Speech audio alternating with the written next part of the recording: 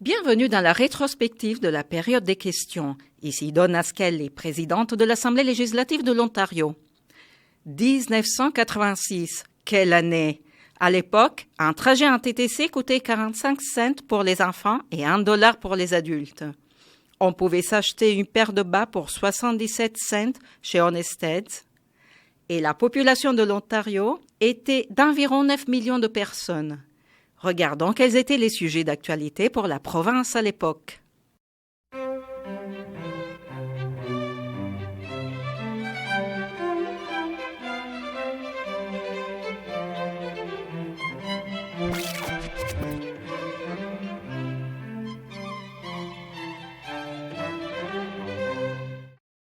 Discovery. Le temps s'est écoulé. Nous passons maintenant aux questions orales. Le député de Oakville. Merci, Monsieur le Président. Ma question s'adresse au procureur général. Monsieur le Président, le gouvernement et le procureur général saura que la question des magasinages de dimanche devient une question très précaire, surtout dans les grands magasins à rayons. Ces magasins vont de façon très ouverte enfreindre ces lois et le gouvernement ne peut s'arranger que ces lois soient renforcées. Les employés ne savent pas quels sont leurs droits et le gouvernement attend tout simplement, ne se bouge pas l'arrière-train et attend tout simplement une décision de la Cour suprême. Qu'est-ce que vous allez faire pour vous assurer que cette loi soit obéie? Je ne crois pas que c'est vrai que la Cour suprême du Canada est en train d'attendre et rester assis sur le popotin en quelque sorte, mais j'espère que nous obtiendrons une décision sous peu de la Cour. J'aimerais également indiquer à l'honorable député, comme il le sait certainement, que nonobstant les points de vue du leader de l'opposition qui, lui, est en faveur des magasins ouverts le dimanche, nous proposons certaines représailles à cet égard. J'aimerais indiquer que tout employé qui n'a pas envie de travailler un dimanche et qui travaille dans un métier qui est touché par cette loi, cet employé n'est quand même pas obligé de travailler le dimanche et qu'aucun emploi ne sera perdu par une personne qui travaille en Ontario, tout simplement parce qu'ils ne veulent pas travailler le dimanche et que le magasin dans lequel ils travaillent est ouvert. Supplémentaire, le procureur général connaît la position du Parti conservateur à cet égard. Ceci a été inscrit dans un rapport au début de cette année. Il sait aussi que le leader de l'opposition n'était pas en train de promouvoir l'infraction à cette loi. Monsieur le Président, supplémentaire, dans notre rapport, on demande, entre autres choses, pour une augmentation des amendes lorsqu'on enfreint cette loi. Hier, le solliciteur général, lui aussi, a demandé une augmentation des amendes. Le ministre des services commerciaux, du commerce, a aussi demandé une augmentation des amendes. Eh bien, aujourd'hui, on parle d'une modification pour augmenter les amendes dans certains domaines et j'aimerais indiquer que si une telle modification ou amendement pouvait être proposé aujourd'hui, il obtiendrait le plein appui de toute la Chambre ou de l'opposition officielle. J'aimerais indiquer que son parti n'est pas en proie à la question de discipline. Par conséquent, il est facile de formuler de tels propos. Mais j'aimerais parler d'une certaine question, à savoir si les amendes en vertu de cette loi devraient être augmentées. C'est une bonne question, mais je crois que ce n'est pas à propos que de modifier la loi, et en particulier de modifier les amendes, au moment même où on est en train d'étudier l'à propos même de ce projet de loi. Derrière supplémentaire, député de Brantford. Oui, en guise de supplémentaire, Ma question s'adresse au procureur. Le député de Brantford a une question, une supplémentaire à poser. Merci. Monsieur le procureur, hier, le ministre du Commerce et de la Consommation et le solliciteur général, dans leur déclaration, ont parlé que, dans le fond, le problème majeur, c'était le niveau des amendes. Le procureur ne comprend-il pas que, sans toucher au fond même de la loi, on pourrait peut-être avoir une loi intérimaire, augmenter les amendes, et ceci nous permettrait de passer par les congés de Noël et ensuite on pourrait aviser selon la décision obtenue par la Cour suprême. Je comprends l'aide proposée ici par le député d'en face, mais ils comprennent certainement qu'il est une question aussi de l'à propos et on ne peut pas modifier une loi qui, en ce moment, est en train de faire l'objet d'une prise de décision dans la Cour suprême du Canada. Une fois que cette Cour aura remis sa décision et si la Cour est d'accord de façon générale avec cette loi, que cela est conforme aux lois ou à la Constitution, alors à ce moment-là, on pourra apporter des modifications. Je crois que c'est une question de principe ici, qu'on ne doit pas modifier ce projet de loi au moment même où la Cour suprême est en train d'examiner l'à propos de cette loi. Nouvelle question, le député de Cochrane Sud. Monsieur le Président, pour ce que vient de dire le procureur général, il a tort ici. Ma question s'adresse au ministre du Commerce et de la Technologie. Concernant WIDA, la société WIDA, le ministre n'a pas été très clair ou très franc par rapport à l'Assemblée ici concernant cette question.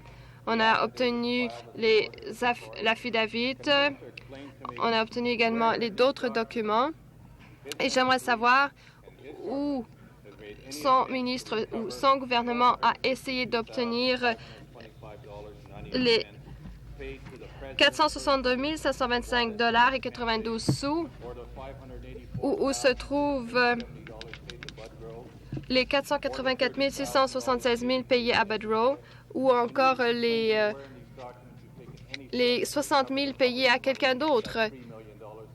J'aimerais que vous expliquiez qu'est-ce qui est advenu de ces 3 millions de dollars que vous avez gaspillés. Monsieur le Président, comme Pete Marrick a indiqué, des personnes ont été nommées pour examiner les livres. Nous nous attendons à recevoir ce rapport sous peu. C'est Pete Marwick qui va le faire. Nous attendons un rapport sous peu supplémentaire. Manifestement, le ministre ne sait pas de quoi il parle.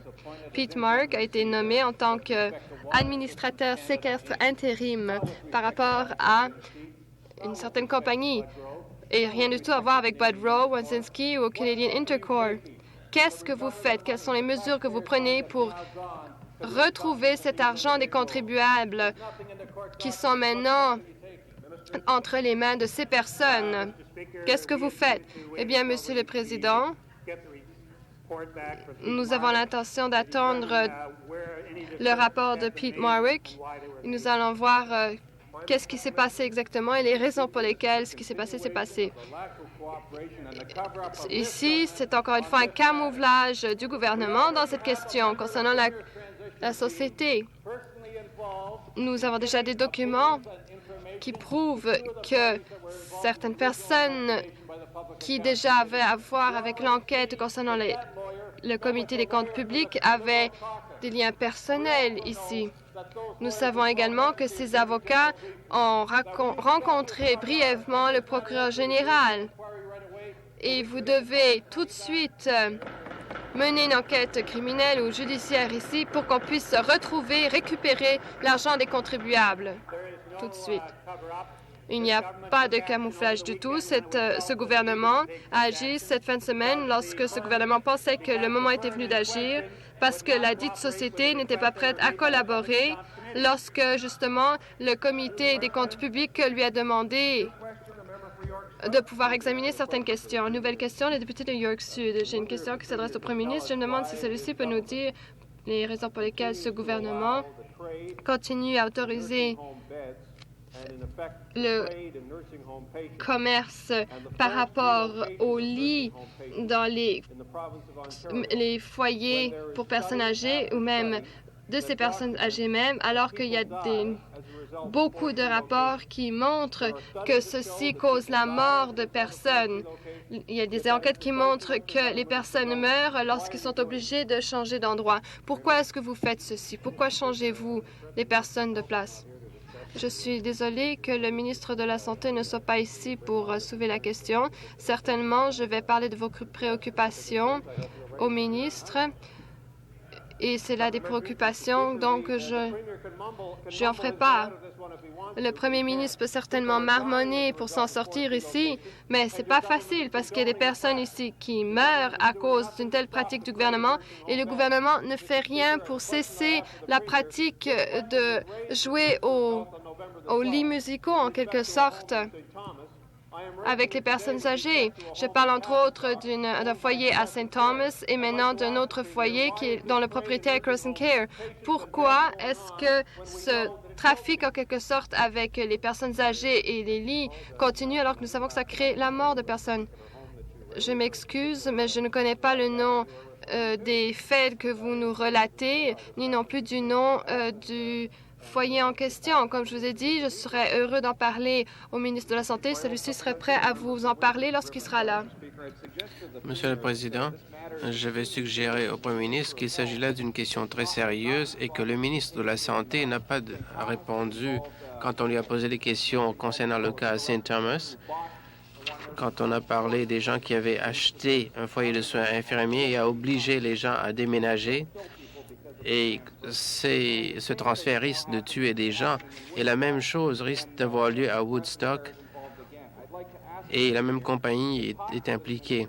Je voudrais demander au Premier ministre de parler à son ministre de la Santé et d'élaborer une politique qui va interdire les monopoles et les fusions et qu'on va interdire le déménagement des gens d'une maison, d'un foyer à un autre sans consultation. Monsieur le Président, je ne suis pas au courant des faits dont vous parlez, dont vous et votre chef parlez. Je ne connais pas les détails de ces affaires. Je vous ai dit que je vais en parler au ministre. Nouvelle question, le député de York Sud. Ma question s'adresse au Premier ministre à propos de la fermeture de Goodyear. Je me demande si le Premier ministre pourrait expliquer pourquoi ces ministres avaient déclaré qu'on prépare une certaine loi, alors qu'en fait, il n'y a aucune loi en préparation. Je sais que vous voulez vous féliciter de tout ce qui se passe, mais comment savez-vous qu'est-ce qu'on discute en cabinet? Comme vous le savez, on l'avait proposé en Chambre et on est d'accord. Je comprends qu'il y a une résolution pour discuter de cette question et je sais que le leader à la Chambre avait dit qu'on va en discuter au Comité des affaires économiques. Ça ne suffit pas. Le ministre du Travail avait dit qu'on prépare une loi qui va exiger des explications pour les fermetures. Et cela se trouve dans le Toronto Star d'aujourd'hui. En même temps, il est très clair, et le ministre l'a admis, qu'il n'y a aucune loi devant le cabinet ou devant un comité du cabinet. Pourquoi est-ce que le ministre du Travail est allé à l'extérieur et a dit aux employés de Goodyear qu'on prépare une loi qui, d'après votre propre aveu, n'est pas en préparation? Pourquoi est-ce que vous ne posez pas cette question? Il est présent. C'est lui qui a parlé. Je serais très heureux que vous lui posiez la question. Question supplémentaire. Je pose la question au Premier ministre de la province. Je lui demande de traiter d'une question qui touche des milliers de travailleurs dans cette province qui sont négligés par le gouvernement et le ministre du Travail. Et le Premier ministre refuse de répondre aux questions qu'on lui pose. Je voudrais qu'il réponde à cette question. Quand allons-nous voir une loi qui va finalement protéger les travailleurs qui risquent de perdre leur emploi à la suite des fermetures des compagnies?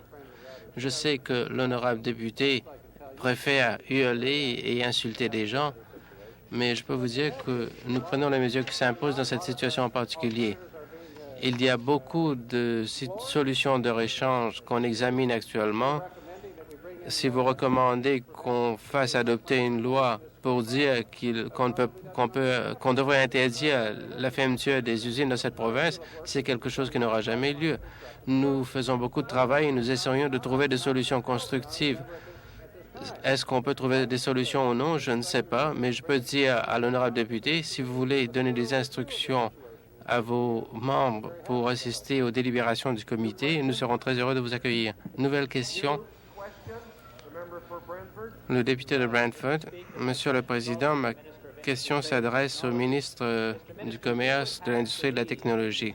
Vous voulez nous faire croire que dans l'affaire Wilder, que votre gouvernement et votre ministère font des efforts très sérieux pour trouver M. Dobzynski afin de pouvoir récupérer l'argent. Est-ce que le ministre peut indiquer à la Chambre comment ça se fait que 2 quotidiens dans cette ville savent où se trouve M. Dobzynski et de son propre aveu, il n'a pas l'intention de revenir en Ontario? Comment ça se fait que la presse puisse trouver cela et vous et votre ministère étaient incapables de le faire? Est-ce que le ministre ne voit pas que cela indique toujours, encore une fois, la nécessité d'une enquête publique? Nous sommes au courant du fait que M. Dobzynski était en Israël, mais il a préféré traiter avec nous par l'intermédiaire de son avocat et nous continuons à traiter avec lui. Vous savez aussi que le comité des comptes publics avait rencontré le vérificateur provincial et les gens des sociétés de développement de l'Ontario ont rencontré M. Dobzynski. Il y avait d'autres réunions le 20 novembre et nous attendons toujours les renseignements sur cette réunion, mais il a préféré traiter par l'intermédiaire de son avocat. Étant donné que l'information n'a pas été reçue au comité des comptes publics, nous avons émis les informations que nous avons reçues d'ici lundi. Je suis sûr que les efforts du ministre sont bien intentionnés, mais est-ce qu'il ne se rend pas compte que quand le comité des comptes publics avait demandé des renseignements en septembre et les informations n'étaient pas obtenues, quand nous savons très bien que ce cas concerne tout le gouvernement, que vos assistants avaient rencontré les officiels de la compagnie, que le procureur général avait participé à une réunion, ne voyez-vous pas que votre gouvernement ne peut pas lui-même faire l'enquête et qu'il doit faire appel à quelqu'un d'autre qui ne fait pas partie du gouvernement afin de pouvoir avoir une enquête objective? Monsieur le Président, je crois qu'il y a plusieurs mesures qui ont été prises dans ce cas en particulier. D'abord, le comité des comptes publics faisait l'enquête. Deuxièmement, M. Bedell a été nommé par ce gouvernement pour l'étudier. Et maintenant, on a confié ce travail à Pete Marvick. Et après les résultats, nous allons prendre d'autres mesures. Nouvelle question, le député de Hamilton East. Ma question s'adresse au ministre du Travail, avec quelques réserves. Les centres commerciaux ont fait suite à Cadillac Fairview qui a l'intention d'ouvrir le mail à Lime Ridge de 9h à 6h à 18h le dimanche. Cette demande de la part de ces exigences de gains de Cadillac Fairview impose certaines sanctions à d'autres. J'aimerais savoir ce que le ministre veut faire si les gens refusent, les gens qui travaillent déjà 48 heures par semaine, si ces gens refusent de travailler le dimanche. Ministre, Monsieur le Président, je vais parler seulement en ce qui concerne. Je veux seulement parler des employés. Je crois que le procureur général avait très bien expliqué la situation. L'ouverture de tout établissement au terme de la loi est illégale. Et je crois que c'est illégal que des travailleurs soient présents sur les lieux. Et eux aussi, ils risquent d'être accusés. J'espère qu'il n'y aura aucun travailleur qui sera obligé de travailler ce dimanche ou tout autre dimanche parce qu'il risque de poursuite. Question supplémentaire. Cette réponse ne va pas encourager les travailleurs concernés. Est-ce que ce gouvernement n'est pas prêt à faire preuve de leadership et faire adopter une loi plus sévère à propos des magasins qui doivent rester fermés, et cela doit comprendre des amendes plus élevées, et exprimer très nettement les droits des travailleurs dans les magasins? En d'autres termes, Monsieur le ministre, est-ce que vous allez cesser de dire d'accorder le même type d'avantages aux milliers de travailleurs que vous donnez à d'autres personnes, aux employeurs plutôt? Je ne crois pas que l'honorable député sera surpris si je ne fais que me référer aux réponses accordées par mon collègue, le procureur général.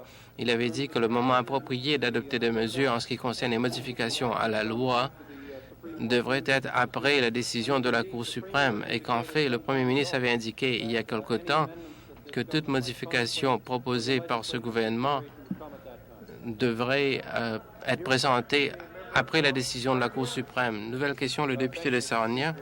Merci, Monsieur le Président. Ma question s'adresse au ministre de l'Industrie et de la Technologie et du Commerce. Monsieur le ministre, vous savez déjà qu'en octobre cette année, il y avait 5 200 licenciements dans le nord de l'Ontario, qui ne comprend que 9,9 % de la population. Et cette région n'a fait que connaître des licenciements de l'autre, qui représentent 25 % de tous les licenciements de l'Ontario. Est-ce que le ministre pourrait nous dire quelles mesures il a l'intention de prendre à court et à long terme pour créer les emplois qui sont nécessaires dans le nord de l'Ontario?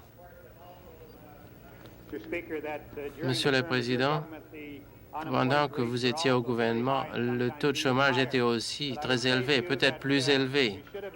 Mais je peux vous dire que vous avez dû remarquer au cours des 6 derniers mois les différentes mesures que nous avons adoptées. D'abord, on avait nommé un ministre adjoint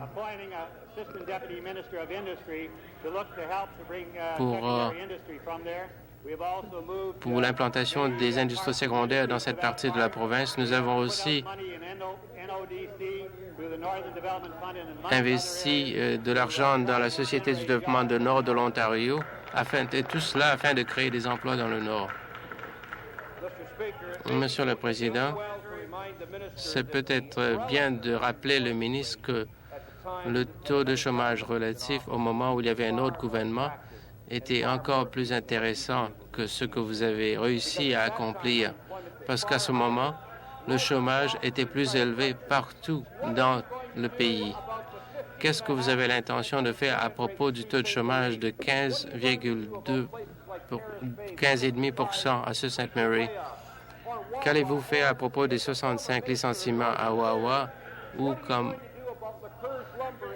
qu'est-ce que vous allez faire à propos de Hearst Lumber, Hearst qui vient de remercier des gens? Quelle autre alternative, quelle autre mesure avez-vous l'intention de prendre? Monsieur le Président, nous avons adopté des mesures très importantes pour la création d'emplois dans le Nord et nous allons continuer à le faire.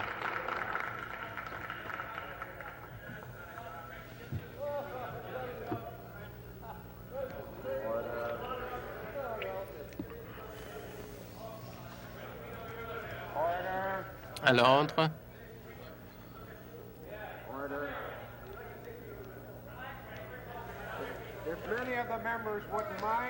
Si les députés veulent bien rester tranquilles. Y a-t-il d'autres députés qui veulent poser des questions? Je vais attendre. À l'ordre.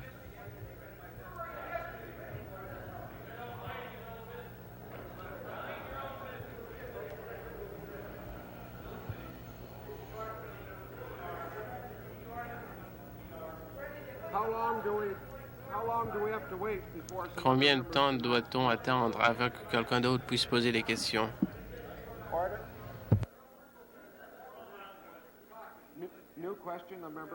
Nouvelle question, le député de Scarborough-West. Merci, Monsieur le Président. Ma question s'adresse au ministre des Affaires communautaires et sociales. Pouvez-vous nous dire combien de personnes qui risquent de perdre leur carte d'avantage du gouvernement et qui reçoivent de l'assistance sociale? Je suppose que l'honorable député parle des personnes qui vont recevoir de l'aide de programmes fédéraux par opposition aux programmes provinciaux. Je crois qu'il parle des personnes qui sont âgées de 60 ans qui reçoivent une indemnisation du gouvernement provincial actuellement. Je comprends que dans certains cas, ils vont perdre. Et dans ce cas, nous voulons qu'ils gardent les avantages que nous leur offrons et qu'ils risquent de perdre au terme du programme fédéral. Mais je crois que c'est de l'ordre de $130 par mois. Mais la plupart des gens vont gagner s'ils transfèrent au programme fédéral. La question, c'est que pourquoi est-ce que vous ne nous offrez pas ces cartes, surtout pour les conjoints? Le ministre doit savoir que, en ce qui concerne le montant maximum du régime de pension du Canada, il y aura une légère augmentation. Et ceux qui touchent $635 par mois ne pourront pas avoir droit à votre carte de médicaments. Pourquoi est-ce que vous ne voulez pas offrir cette carte aux personnes qui sont dans le besoin actuellement et qui ont besoin de cette carte? Monsieur le Président, l'honorable député n'a peut-être pas compris le fait qu'en ce qui concerne le montant en dollars et les frais des médicaments dont ils ont besoin, ils gagneront au terme du programme fédéral. Si tel n'est pas le cas, ils pourront toujours rester sur la liste des gens qui bénéficient, qui reçoivent de l'assistance au terme du programme provincial. Par conséquent, il y a des options, des possibilités qui sont disponibles. Nouvelle question, le député de Carleton-Granville. Ma question s'adresse au procureur général. Je comprends, Monsieur le procureur général, que vous avez maintenant reçu le rapport de la police de Toronto métropolitaine concernant l'enquête sur le solliciteur général. Est-ce que vous avez l'intention de présenter ce rapport cet après-midi afin que tous les députés puissent consulter ce rapport? Je n'ai pas encore vu le rapport parce que j'étais dans l'immeuble, dans l'édifice, mais pas dans mon bureau. Et à la fin de la période de questions, je vais étudier le rapport et je vous dirai ce que j'ai l'intention de faire. Pourquoi, Monsieur le procureur général, est-ce que vous refusez de présenter ce rapport ou est-ce que cela dépend si ce rapport contient de bonnes ou de mauvaises nouvelles? Je peux dire à l'honorable député que les choses ne se passent pas comme à l'époque où quand lui, il était au gouvernement. J'avais dit très clairement il y a quelques mois, j'ai exprimé très clairement la politique que nous avons adoptée en ce qui concerne le fait de rendre des rapports publics. Quand, à la suite d'une enquête, il y aura des accusations qui seront faites, il ne faut pas rendre ces rapports publics. C'est ce que j'avais dit il y a quelques mois. J'ai l'intention d'étudier le rapport et ensuite, je vais décider quelles mesures prendre et je vais avertir le député. Nouvelle question.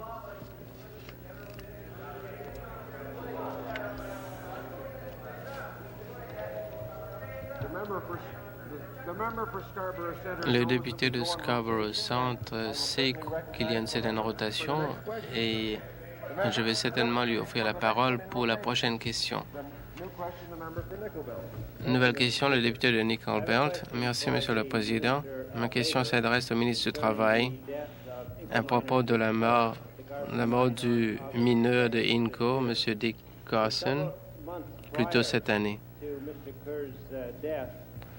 Quelques mois avant sa mort, la section syndicale avait essayé d'organiser une réunion avec le ministre du Travail à cause des dangers dans cette région. Est-ce que le ministre peut nous dire pourquoi est-ce qu'il a refusé cette réunion? Je crois qu'il y a une certaine confusion de la part de certaines personnes. Il y a eu une réunion avec le président de la section syndicale et avec la section sur les centres de santé et de sécurité au travail avec M. Swayze. Monsieur le Président, je sais qu'il peut y avoir eu de demandes plus en règle et la question qu'on voulait discuter à propos de la présence des ingénieurs, je peux vous dire que nous avons pris des mesures. Compte tenu de la gravité de cet incident, cette réponse était indigne de n'importe quel ministre. Il y avait beaucoup d'éclats de pierre dans cette région, là où le mineur travaillait.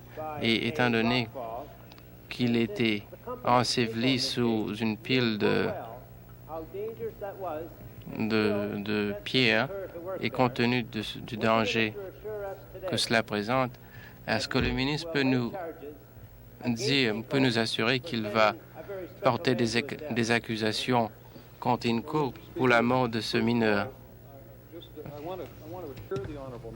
Premièrement, j'aimerais indiquer à l'honorable député et aux collègues de Sudbury et du Nord que nous avons maintenant plus d'ingénieurs pour le contrôle souterrain parce que le gouvernement pense qu'il s'agit ici d'une question très importante et l'on comprend la question que l'on soulève. Je devrais également soulever un autre aspect concernant la mort de M. Kirk. Il s'agit certes d'une tragédie. Je suis sûr que mon collègue de Nickelbert comprend très bien la situation. Je ne crois pas qu'il soit à propos pour un ministre de réclamer la mise en accusation parce que dans ce cas-là, on passe dans le domaine d'interférence politique. Je puis assurer mon honorable collègue que la question d'examiner les faits de cette enquête sera examinée. Également, la toile de fond en question sera examinée de près et que les mesures qui s'imposent seront prises et que s'il faut faire une mise en accusation sera formulée. Nouvelle question. Député de Brantford. J'ai une proportion très importante de personnes du sud-est asiatique et j'essaie de les rencontrer régulièrement. Et à un moment donné, le ministre du multiculturalisme s'est promené dans la province. Et lorsque j'ai essayé de voir quels étaient les propos ou les résultats d'une telle conférence, ma question s'adresse au ministre des Affaires civiques et culturelles. Monsieur le Président, ce ministère a certainement entamé des négociations avec diverses communautés concernant les programmes multiculturels et mon collègue Henry Rupert a certainement participé à diverses audiences et dialogues au cours de la province. Par exemple, la communauté sud-asiatique a participé il y a quelques mois à une de ces audiences et l'une des questions qui a été posée lors de cette séance de remue-ménage était justement le développement pour que ces gens puissent se sentir à l'aise et avoir le contrôle de leur vie. On a parlé du thème des personnes du sud-est asiatique dans les années 90, mais nous avons reçu un rapport, par exemple, de cette communauté-ci, mais nous avons également reçu un rapport semblable de la communauté des Caraïbes. C'est ça, donc, l'essentiel de nos politiques en cette matière. Nouvelle question, le député de Cochrane Sud. Merci, Monsieur le Président. La question s'adresse au ministre du Commerce et de la Technologie. J'ai vu des rapports concernant des communiqués au cours de cette journée. Peut-être que le ministre peut expliquer aux députés de cette Chambre et aux Ontariens la question d'investissement WIDA et par rapport au groupe Cumberland. Le ministre, oui, je crois que M. Leo Gray avait voir avec la société WIDA et Spectrum Limited, qui porte également un autre nom, Et c'est en rapport à un prêt très important que votre gouvernement a accepté ou accordé avant que notre gouvernement n'entre au pouvoir, quelques jours auparavant. Oui, ça a été approuvé par vous. Ça ne fait pas de différence? Oui, ça en fait une. J'aimerais savoir pendant combien de temps vous et votre personnel et quiconque, et que même le premier ministre a rencontré cet homme, M. Leo Gray. Monsieur le ministre, je crois que le député se trompe. Ça a été approuvé par le cabinet et signé par le ministre du Commerce de l'époque avant que notre gouvernement ne soit au pouvoir. Nouvelle question.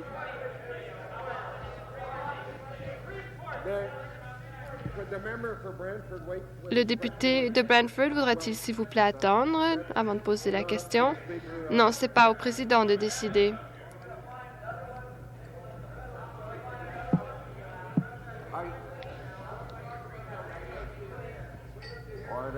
À l'ordre.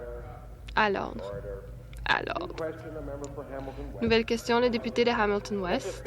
Monsieur le Président, ma question s'adresse au procureur général de l'Ontario. Encore une fois, Monsieur le procureur général, pour ce qui est de la poupée de Rambo, on se souviendra de quel manque de protection les groupes ethniques ont en Ontario. Hier, le ministre a indiqué aux médias qu'il ne s'agit pas d'une offense ici en vertu du Code des droits de la personne de l'Ontario.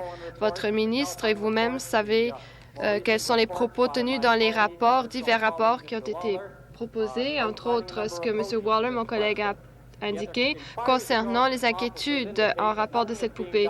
Or, on a indiqué qu'on n'a rien fait du tout concernant les recommandations dans ce rapport. Est-ce que vous pouvez indiquer à la Chambre si vous avez l'intention de faire quelque chose ou si vous avez l'intention d'agir autrement pour tenir compte de cette question de diffamation par rapport à certains groupes ethniques?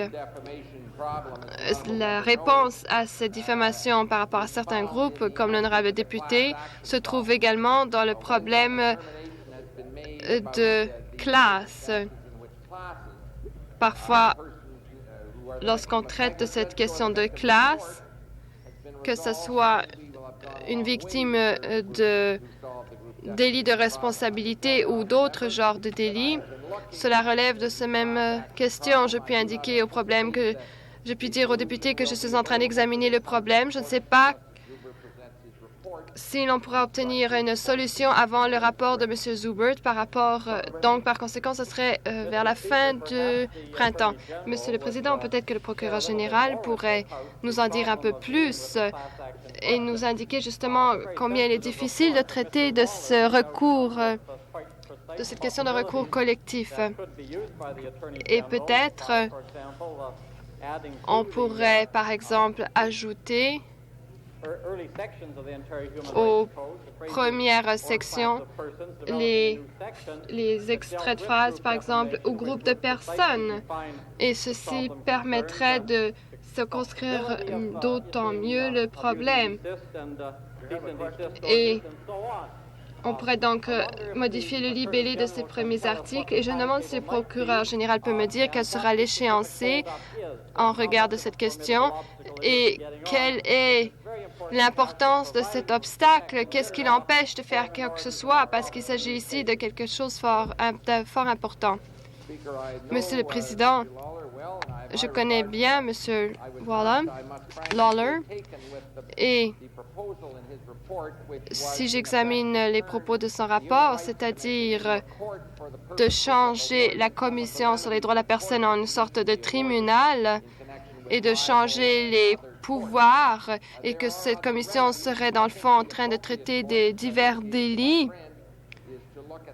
Et une autre proposition, ce serait d'examiner le recours collectif parce que ceci permettrait d'avoir un mécanisme pour traiter des diffamations de groupe parce que cela pose un problème dans les tribunaux.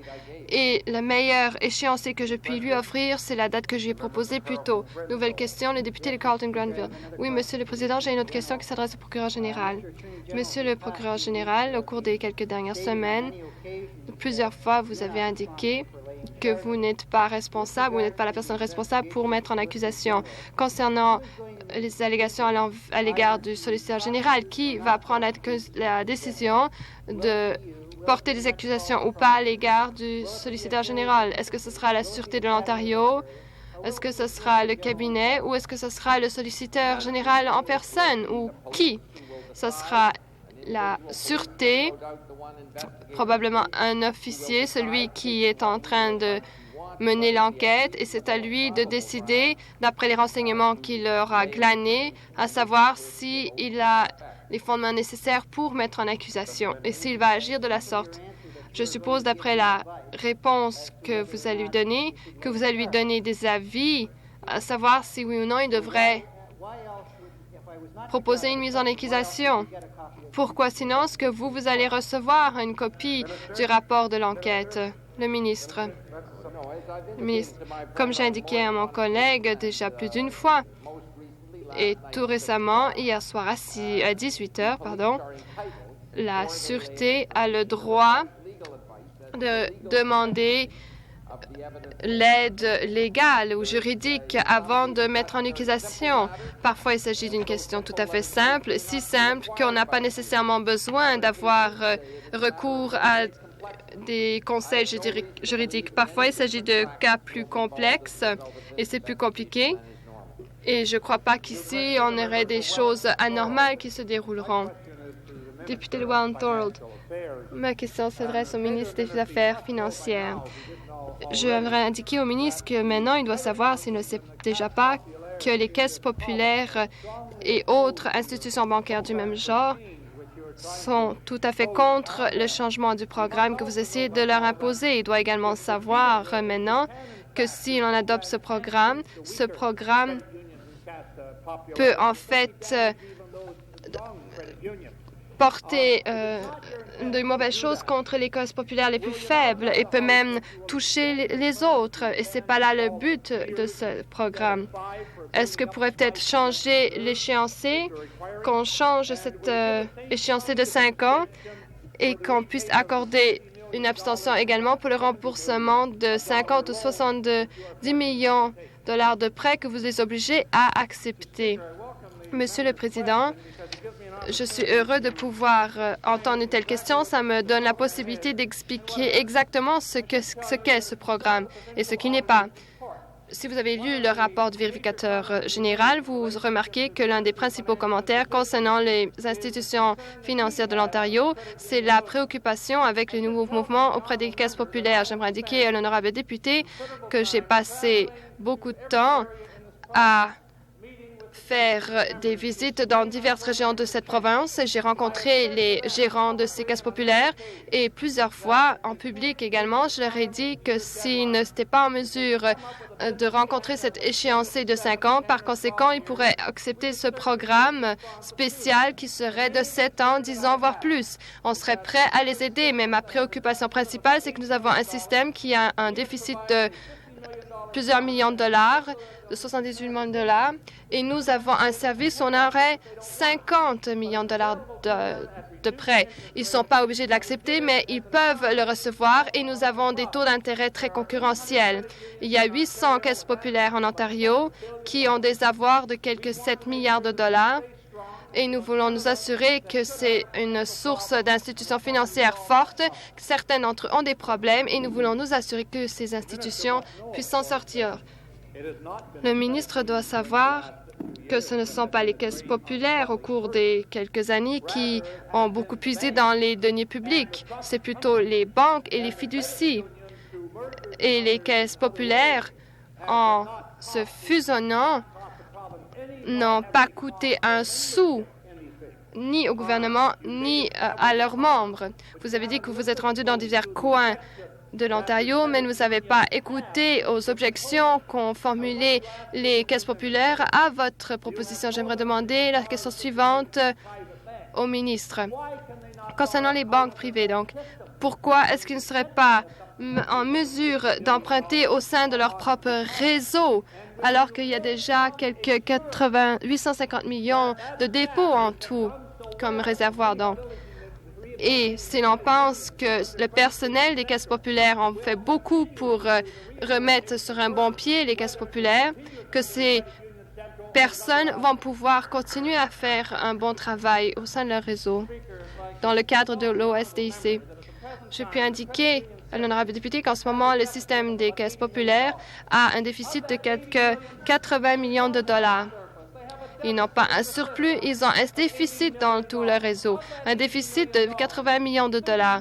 Et de ces 80 millions de dollars, 30 millions sont en usage dans les fonds de stabilisation et il reste un autre 50 millions de dollars. Ce que nous proposons, et ils m'ont proposé la suivante, pourquoi est-ce qu'on ne pourrait pas l'emprunter dans le réseau même? Eh bien, j'ai refusé parce que cela pose des problèmes graves et en plus, on utilise les liquidités pour financer une dette. Deuxièmement, comment sont-ils en mesure de prêter de l'argent à qui que ce soit à moins de se servir des liquidités? Alors, ce que nous essayons d'obtenir, c'est de stabiliser ces 10 %. Je me tape l'accent ici. La plupart des caisses populaires se portent très bien en Ontario et il y a 10 % de ces caisses qui ont des problèmes. En Alberta, le réseau de caisses populaires ont des problèmes de 300 millions de dollars. Ce que nous essayons de faire ici, c'est de stabiliser le réseau de caisses populaires en Ontario. J'ai beaucoup d'espoir dans ce système et nous voulons tout faire pour que ce système ou ce réseau fonctionne. Nouvelle question, le leader de l'opposition. J'ai une question qui s'adresse au procureur général. J'ai entendu la réplique qu'il a formulée à mon collègue concernant l'enquête sur Keys. J'aimerais lui rappeler que la Sûreté n'a pas demandé vos conseils juridiques ici. La Sûreté n'est pas venue vous consulter pour quelques conseils juridiques ou autres. La seule raison pour laquelle vous vous êtes mis ici, c'est parce que c'est vous qui avez rejoint la Sûreté et avez demandé à la Sûreté de faire une enquête et de vous en faire rapport. Vous ne pouvez pas, ou d'habitude, lorsque le citoyen ordinaire se trouve dans une situation comparable à celle du solliciteur général. Dans ce cas-là, c'est la Sûreté qui décide, qui enquête, et c'est à elle de décider si elle va mettre en accusation ou pas. Ma question au procureur général est donc ceci. Nonobstant la réponse que vous venez de formuler à mon collègue il y a quelques minutes, pourquoi n'avez-vous pas tout simplement indiqué, bon, voici la situation, si vous pensez qu'une mise en accusation est à propos, faites-le. Pourquoi n'avez-vous pas procédé comme ça lorsque j'ai demandé qu'on mène une enquête? C'est parce que au moment de la contravention à la loi, ou l'infraction plutôt à la loi, il n'y avait pas eu d'enquête. Nous avions été confrontés parce que le solliciteur général a raconté exactement ce qui s'est passé lorsqu'il avait reçu Scotland Yard à bord d'un bateau. Et à ce moment-là, j'ai demandé à la Sûreté de mener une enquête. Aujourd'hui, ils m'ont donné, à mon service plutôt, un rapport de leur enquête et je ne vois pas du tout ce qu'il y a de mal à cela. J'aimerais indiquer au procureur ce qui suit. Au moment où l'infraction est arrivée, ce n'est pas ce qui est pertinent. Si vous pensez qu'il fallait mener une enquête après que nous ayons soulevé la question à la Chambre, alors dans ce cas-là, ce que vous aurez dû faire, c'est de parler à la Sûreté ou vous dire que j'ai des informations selon lesquelles il se peut que le solliciteur général de cette province ait enfreint la loi. Seriez-vous prêt donc à mener une enquête? Et si vous pensez qu'il faut mettre une accusation, alors faites-le. Mais ce n'est pas du tout à vous de vous mettre dans cette situation et de prendre la décision à savoir si l'un de vos collègues devra avoir une accusation ou pas. C'est l'un de vos collègues. C'est comme ça que le procureur s'est impliqué en quelque sorte pour camoufler une situation épineuse dans son gouvernement. J'aimerais que le procureur général explique pourquoi il n'a pas tout simplement téléphoné à la Sûreté et indiqué « Menez une enquête et si vous pensez qu'une mise en accusation s'impose, faites-le. » Moi, je vois mes choses d'un autre point de vue. Selon lui, il faut faire certaines choses. Selon moi, il faut faire autre chose. Et j'aimerais indiquer la chose suivante. Et je crois que c'est quelque chose ici d'intéressant. Le poste de procureur général est un poste où j'ai plus d'expérience que l'honorable député.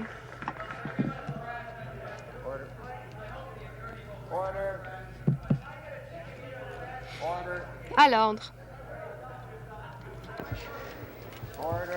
À l'ordre. Rappel au règlement. Monsieur le Président, le ministre de l'Industrie, du Commerce et de la Technologie a indiqué que la décision de LSI n'avait pas fait l'objet d'une révision. Le 25 juin, on a indiqué dans le Globe and Mail qu'il y avait une décision de faire une révision. Et ça, c'est d'après la déclaration du Premier ministre. Il ne s'agit pas d'un rappel au règlement, il s'agit d'un point de vue. Nouvelle question. Le député de Scarborough-Ellesmere. Merci beaucoup. Oui, je suis debout si jamais vous vous posez cette question. Ma question s'adresse au ministre du Travail. Le ministre est au courant qu'il y a très peu de temps, General Motors a remercié environ 1300 personnes dans son usine d'assemblage de fourgonnettes à Scarborough. Vous devez savoir maintenant que General Motors a demandé à tous ses travailleurs de travailler des heures supplémentaires tous les samedis à compter de ce samedi, et cela pour une période non définie. Je me demande quelle réponse les travailleurs peuvent recevoir du ministre afin d'aider ces gens qui ont été remerciés indéfiniment alors que le gouvernement demande aux travailleurs qui restent de faire des heures supplémentaires. Le ministre, eh bien, Monsieur le Président, l'honorable député doit savoir que la compagnie a peut-être demandé des heures supplémentaires pour samedi pour une période non définie. Cela peut être une période très longue ou une période très courte. L'honorable député devra aussi savoir L'honorable député saura aussi que les heures supplémentaires vont augmenter la période de travail de chacun de ses employés à 48 heures. Cela ne devrait pas dépasser les normes comprises dans la loi sur les normes de travail. Monsieur le Président, il y a un groupe d'études qui a examiné cette question depuis presque un an.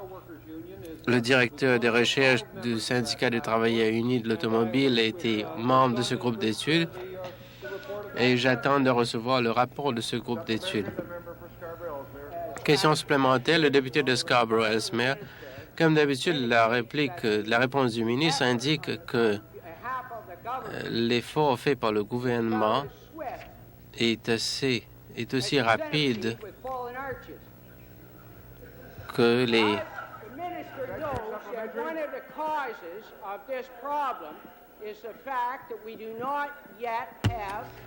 est très lente. C'est quelque chose qui aurait dû être fait très tôt.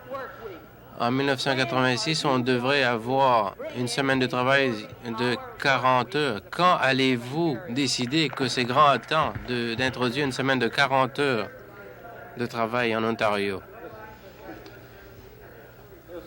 Monsieur le Président,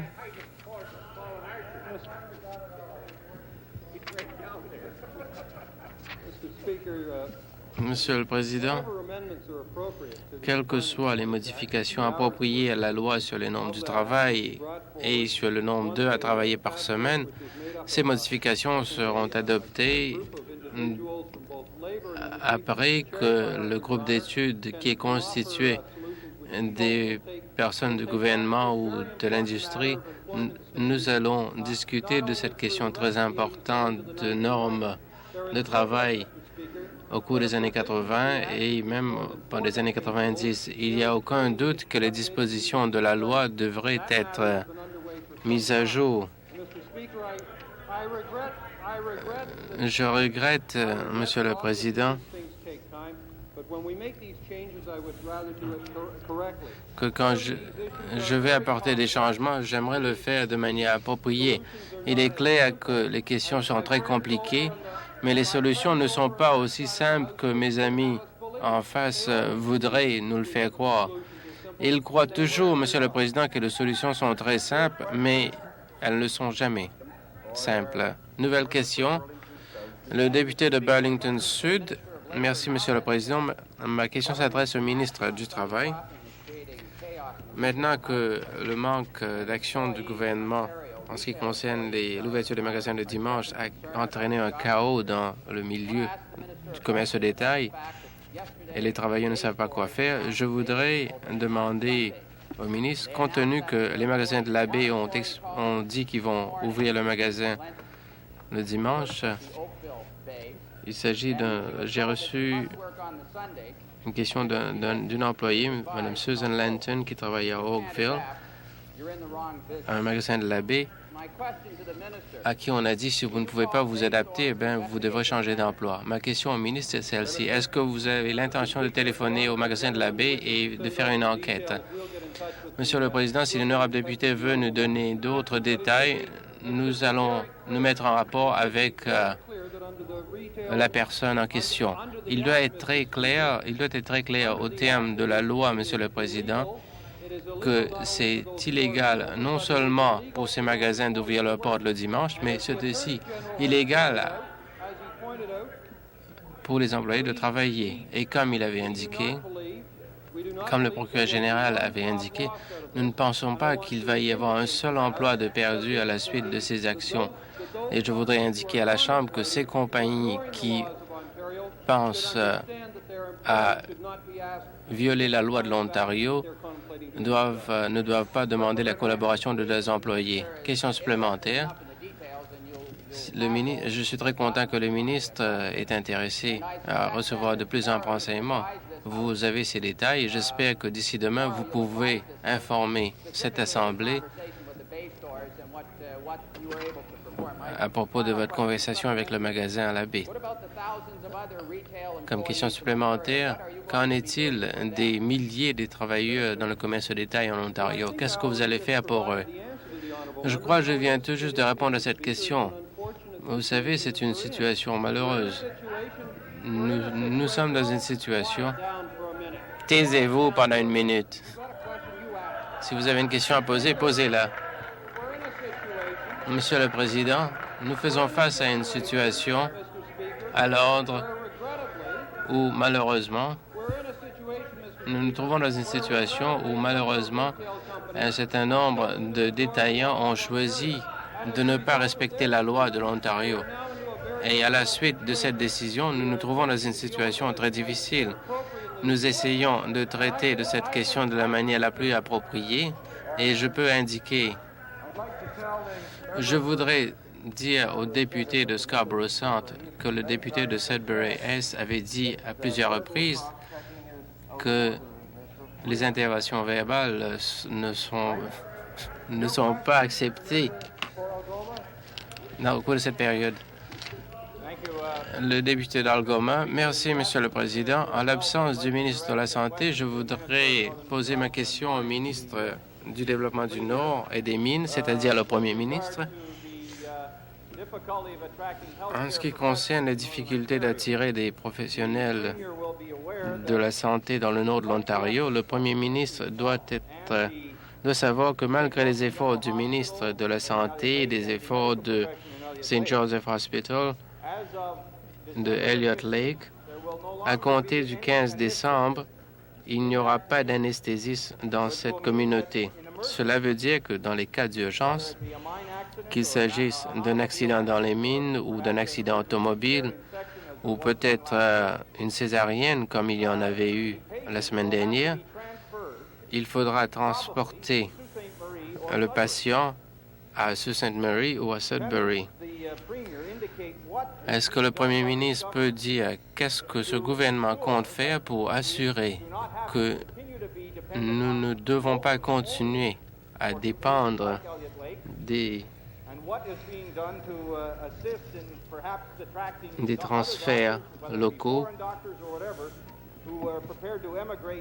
ou de c'est ce qu'il a l'intention de faire pour attirer des médecins dans le Nord. Je crois que l'honorable député a bien compris la situation. Je crois que dans 2 ou 3 semaines, il y aura un anesthésiste qui va venir de Peterborough, mais cela ne règle pas le problème des situations d'urgence. Le ministre est au courant de la situation. Ils font des efforts pour essayer de trouver quelqu'un pour travailler dans cette région. Nous étudions aussi d'autres solutions possibles. C'est un problème qui existe aussi dans d'autres communautés dans le nord de l'Ontario. Vous savez peut-être en ce qui concerne les médecins formés à l'étranger, même si on les embauche, cela ne va pas régler le problème parce que ces gens ne sont pas des spécialistes. Je peux vous assurer que le ministre travaille assidûment à régler ce problème et il n'y a rien que je peux vous dire aujourd'hui qui puisse résoudre le problème, mais je peux vous tenir au courant de la situation au fur et à mesure des développements.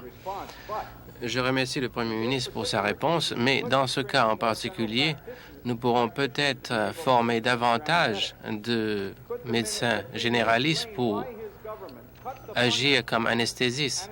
Est-ce que le ministre pourra nous expliquer pourquoi son gouvernement a diminué le fonds pour former le nombre d'anesthésistes dans cette province, de sorte qu'il y a un nombre inférieur qui finissent leurs études, et qu'est-ce qu'il a l'intention de faire afin qu'il y ait davantage de médecins généralistes qui puissent pratiquer comme anesthésistes dans la communauté, afin que nous ne nous trouvons pas dans une mauvaise situation comme c'était le cas pour la césarienne d'urgence. Je voudrais dire que le problème n'est pas le nombre de médecins, mais plutôt c'est plutôt une question de géographie. Nous pouvons former beaucoup de médecins dans l'Ontario, mais il n'y a rien qui nous dit qu'ils accepteront d'aller travailler à Elliott Lake. De sorte que la question, il s'agit plutôt d'une question d'attirer des professionnels dans cette région. Il y a eu des programmes qui étaient mis sur pied, vous le savez déjà, pour attirer les gens dans ces régions et nous allons continuer à le faire. Nous allons continuer à travailler là-dessus. Il y a eu d'autres propositions concernant les médecins qui ont été formés à l'étranger. Je vous dis que la question telle qu'elle se présente, c'est pas seulement une question d'avoir davantage de médecins. Je peux vous dire qu'on a davantage de médecins par rapport aux patients que sont recommandés par les organisations. Mais la question, c'est plutôt qu'il faut les attirer vers le nord de l'Ontario. Je n'ai pas de réponse instantanée et pour la question de l'honorable député, je lui présente des excuses pour ça, mais nous allons travailler assidûment au sein de la communauté afin qu'on puisse trouver des solutions à cette question. La période des questions orales a terminé. Pétition, question de privilège. Hier, à 6 heures, cette Chambre il y avait la mise aux voix sur l'article 18 du projet de loi numéro 7. À ce moment, j'avais demandé au président du comité qu'on ait un vote par appel nominatif. Le leader en Chambre du gouvernement avait refusé cette requête. Je voudrais attirer votre attention et à l'attention de tous les députés que par l'intermédiaire de Toronto Star et du Globe and Mail, ils ont publié le nom de tous les députés qui avaient voté en faveur de la motion, contre la motion, et ils ont aussi inclus le nom de tous ceux qui étaient absents.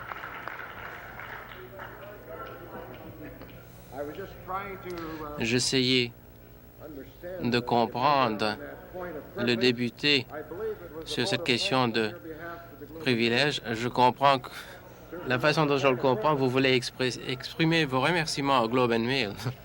Il ne